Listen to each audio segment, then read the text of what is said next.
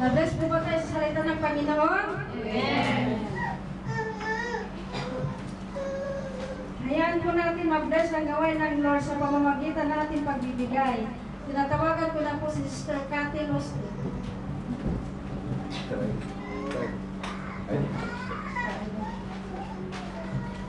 Hello, magandang gabi po sa lahat. Na-bless po tayo sa message ni Pastor ngayon. Kailangan din ma-bless natin ang Diyos sa pamamagitan ng pagbibigay. Dahil kung mayroon tayong puso na mapagmahal at kung totoong mahal natin ang Diyos, kailangan din natin ibigay ang pagmamahal sa Diyos sa pamamagitan ng ikapo. Amen. Minsan kasi, pagdating na ng message na ikapo, yung iba, parang tinitira na, ayaw makinig. At saka, gusto nila, parang ayaw nilang pag-usapan. Pero hindi pwede. Dahil lahat ng salita ng Diyos, kailangan ng mga anak ng Diyos, ay dapat nating sundin. Amen ba? Kung tayo ay mahal natin ng Diyos, honest din tayong magbigay sa Diyos. Dahil kung isipin natin, na ang hanap buhay natin ay nanggagaling sa ating Diyos, di ba? Ang lakas ng katawan, ang mga employer natin, ang pananalapi, kanino ba nanggagaling? Di ba galing sa Diyos? Dahil ang Diyos ginamit ang employer para sa atin. So, kailangan din nating magbigay at hindi natin dapat napagkaitan ng ating Panginoon. Dahil lahat ng bagay sa Kanya nagmula. Maging ang buhay mo, maging ang pagtatrabaho mo, galing sa Kanya yon. Amen. Kaya, buksan natin ang ating Biblia sa Malakay. Sa Malakay 3:10.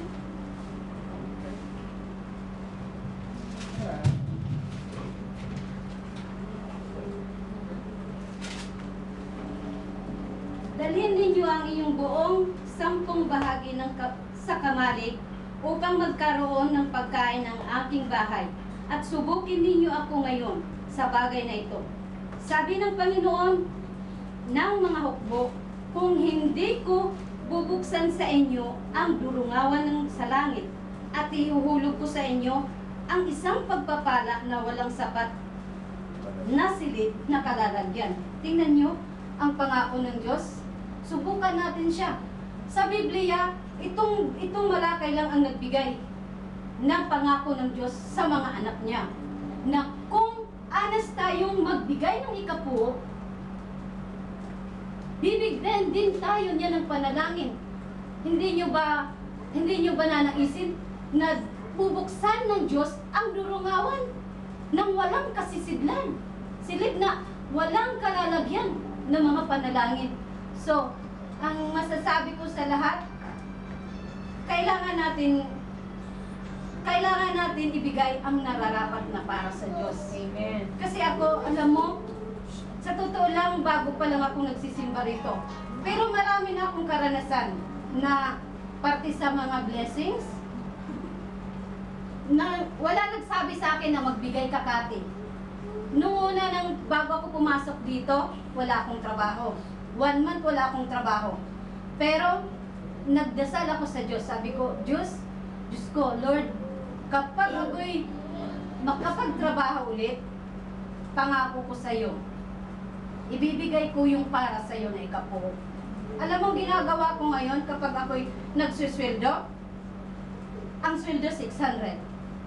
Yung 100 ko na yon, itatabi ko na yon. Sa ikapo, magkano ang para sa Diyos? 60 lamang. Ang 100 itatabi ko sa Diyos, ang 40, yun ang gagamitin kong pang-offering. Yung 60, yun ang tithes ko. Kaso minsan sa atin, ang ginagawa natin, kahit yung sa Diyos na, kukunin pa rin natin para sa atin. Hindi pwede yun. Kasi hindi mo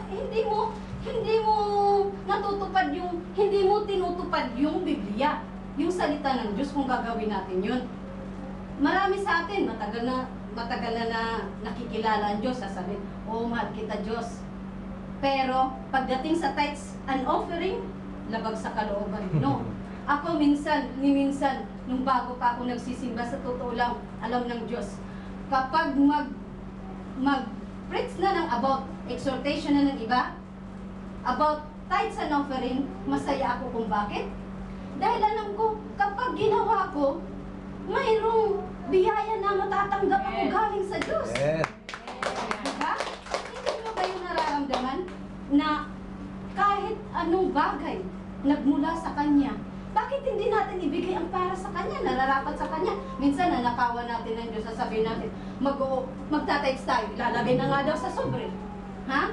May lalagay na sa sobre, tapos kukunin, babawiin. Sunod na lang, hindi pwede yun.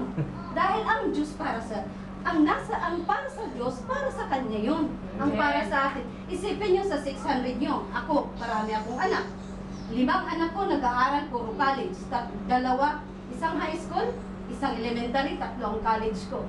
Kung magtatrabaho ako ng $600 ang sweldo ko, ibabawas ko na yung $100.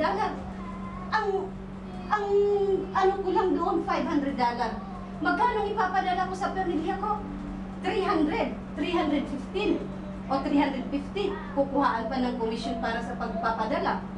Tapos ngayon, ang gagawin ko dito sa 100 ko, yun ang ginagawa kong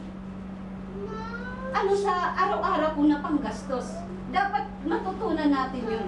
Kasi kung hindi tayo matututong mag-tithes and offering, ang simbahan walang nangyayari. Minsan dry. At saka minsan si pastor mag-aano pa na, mayroon tayong mga obligasyon na mayroon tayong pag-aano ng mga para sa ambagan. Paano kasi ang mga membro hindi nagta-tithes. Minsan ka sa offering na, minsan nahihirapan ka.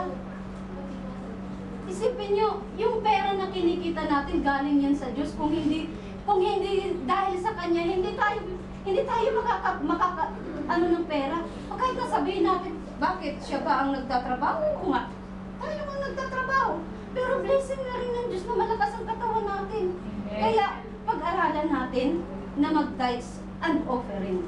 Dahil sa pamamagitan yan, alam ko na ang Diyos magbibigay ng panalangin at lahat ng bagay makakamit natin ang bawat gugustuhin natin sa Kanya. Lalo na mga financial, spiritual o financial o pananalapi na kailangan ng tao, magiging maibubuo sa atin lahat. Kung tayo ay honest sa Diyos at atin ibibigay ang para sa Kanya.